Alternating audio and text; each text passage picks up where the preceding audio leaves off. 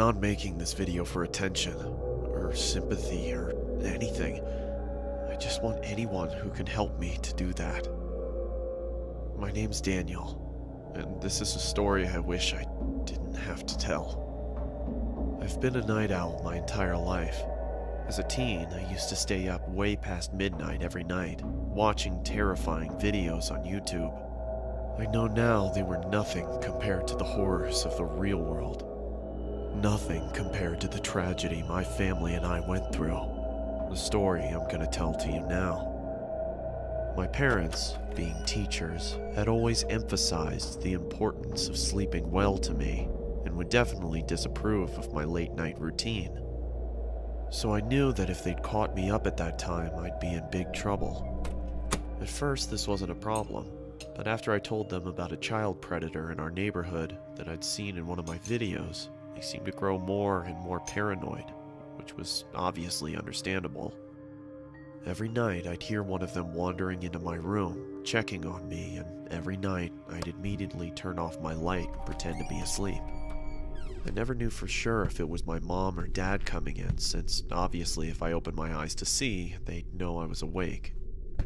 Mostly, I presumed it was my dad, from the heavy-sounding footsteps, but either way, I found it pretty hypocritical for them to preach to me about being up late when they were awake themselves.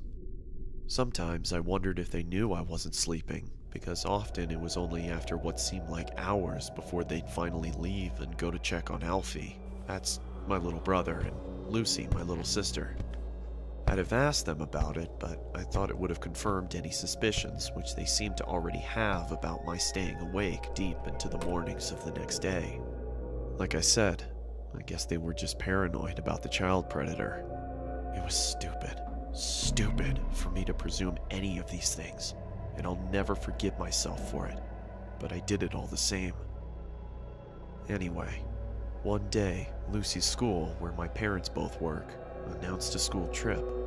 It meant they'd be gone at some point next month from Saturday morning to Sunday morning, and it meant that I'd finally get to watch the horror movie my friend had lent me, that my parents had refused to let me watch. There was one downside, though. I'd be left to look after Alfie. He, being only 6 years old, my mom was reluctant to leave him in my care alone, but my dad defended me, reminding her that Alfie had been up most of the night after a nightmare, so he'd probably sleep most of the day anyway. Besides, he reassured her, he's 17. He can be given a little responsibility. With a heavy heart, my mom agreed. I honestly wish she hadn't. Finally, the morning came for them to head off. It took longer than expected because my sister said some of her favorite toy dolls had been stolen, but eventually my mom persuaded her that they were probably just lost and told me to look for them whilst they were gone. I begrudgingly agreed, and soon they were ready to go. As they were leaving, my mom gave me a stern word, reminding me to lock the doors, not go to bed too late, and take good care of Alfie. She told me she'd be watching through the security cameras to make sure I was looking after him properly. I told her she really didn't have to worry. Then we said our goodbyes, and they were off. Alfie and I spent most of the day playing outside, but came in after the frisbee landed near a strange man who Alfie said had been in his nightmare. I told him that was ridiculous, because even if he somehow was in his dream, he wouldn't be able to remember. Anyway, I went by myself to get it, and I have to admit that the man was fairly creepy. He had a huge grin, and his eyes, staring right at me, seemed to be permanently forced further open than they were designed to go. His clothes all seemed to have been made from someone 50 years younger, as they struggled to cling to his fully grown body. It was cold, but he was wearing a sun hat, a tiny one for children, which barely fit on his head. I recognized it, but didn't know how at the time. If I'd learned anything from the videos I spent my nights watching, I'd have abandoned the frisbee and left, but clearly I didn't, because not wanting to feel like a baby, I approached him. As I got closer to the man, his smile disappeared, and he removed the hat and held it behind his back. I began to see his features in greater detail. He looked tired. He was pale and his eyes were bloodshot and had huge gaping bags under them. In the entire time it took me to get to him, the man didn't move an inch, other than the odd blink. Not even his eyes shifted. At this stage, I was getting uneasy. I just wanted to get it and leave. "Hi, can I have my frisbee back, please?" "Thanks." The thought of that conversation, if you can even call it a conversation, still makes me shiver. I locked the front door as soon as we got home. We were both a bit shaken, and Alfie looked tired, so I gave him some more food and put him to bed. It took him about 2 hours to fall asleep. He kept complaining that he'd have another nightmare about that man. I told him he wouldn't, but he wasn't convinced. "I see him every night," he whispered to me. "Well, if you see him again, don't worry, I'll be here to fight him off." This seemed to settle him down, and soon he was fast asleep. At about 11, it was time to put my film on. I couldn't have my mom knowing that I was watching it, so I did something naive and ignorant, and something I'll always regret. I turned off the security cameras. I watched it for 2 hours straight, my eyes never straying from the screen. Until I replayed the last few seconds of the film, but the sound didn't happen again. It was coming from inside my house. "Alfie?" He didn't reply, but I could see him under the covers, so I thought he was just asleep, and I didn't want to wake him up. I swear, if I thought anything worse had happened, I'd have checked. "You okay?" I thought maybe I was just worrying too much, hearing things. It was late, and the film had been scary. Maybe it was just all in my head. I knew from the sound of his voice it was him. "Alfie! Alfie?" Usually this much noise would have woken him up. "Alfie, what's going on?" I knew something was wrong. It was him. The doll. I couldn't believe it.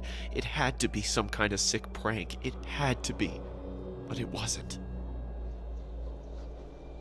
It was the man I'd spoken to earlier. He'd taken my brother. "Alfie!" I was certain they'd be gone before I could reach them. But he didn't set off straight away.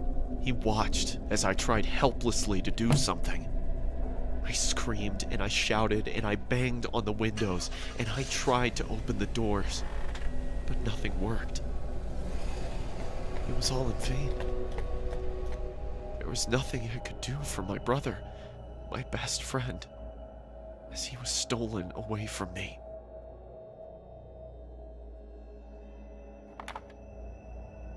It was too late for the police to do anything. It was too late for anybody to do anything. He was gone, and in time, I'd have to come to accept that.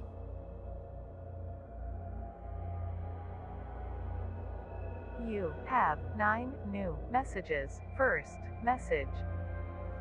"Hello? If you're out with Alfie, call me back when you get back in, please. Love you guys. Bye." End of message. Second message. "Daniel, we've been trying to get a hold of you for hours. Is everything alright? Did you turn the security cameras off?" They'll be fine. The security system probably just glitched out. Hey, Alfie, just call us as soon as you can, okay?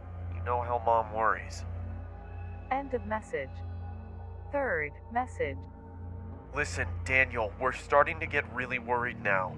If you don't pick up, one of us is gonna have to come home to check if everything's okay. Please pick up. End of message. Fourth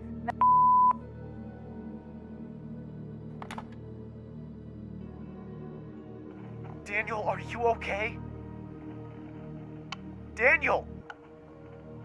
What's happened? Please answer. I couldn't bear to tell them anything. That was 7 years ago. We never found him. When I asked my parents if they'd seen anything at all of this man whilst they checked on us during the night, they only looked at me, concerned and confused. "What do you mean?" they asked. I could only stare at them in horror. "Every night, around 2, you'd come and check on Alfie, Lucy, and me to see if we were sleeping," Daniel? they told me. No, we didn't. The police wanted security camera footage of the man, but of course, there wasn't any. It automatically deletes any footage older than 24 hours, which meant I'd been mindless enough to stop it recording on the only night we could have seen him. You know, the strange thing is, I don't even know if I want Alfie to be alive. Because if he is, God knows what that monster has done to him. Sorry if I've gone on too long, but the guilt's been killing me. I had to get it out somehow. I only tell it as a story because, well, people like stories, and I want as many people to hear this as possible. Alfie, if somehow you're watching, I love you, and I'm so sorry. Please don't lose hope. And to the man who took you, it's not too late. If you have any heart at all, and even if you don't, please let my little brother come home. To everybody else, if someone comes into your bedroom at night, open your eyes.